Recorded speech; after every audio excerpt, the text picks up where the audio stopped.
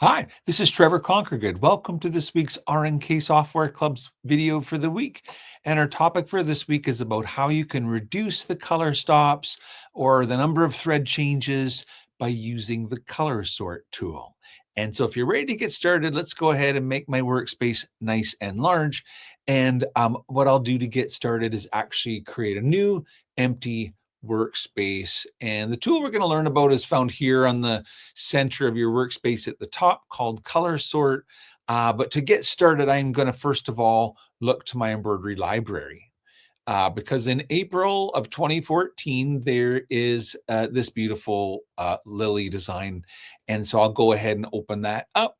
And so you can see that I can easily select the design and then make copies of it and basically create a whole sort of arrangement of lilies in the garden, and it would be easy to have all kinds of lilies. You could do all the things that you know how to do, like for example, I could flip the flowers to face the other ways, or if I wanted more leaves to fill in, I could just select the leaves only.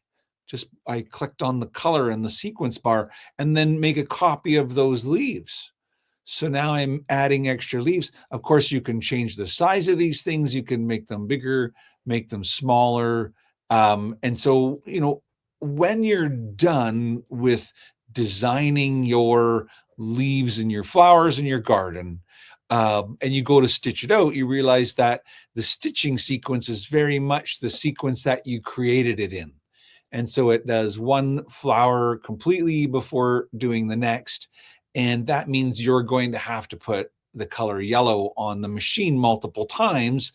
And so this is how you can reduce the number of color stops or the number of thread changes in your design. You select all of the elements that you want to incorporate, and then you click on the tool right here called Color Sort. And when I click on that tool, it will analyze the design and combine colors as much as possible.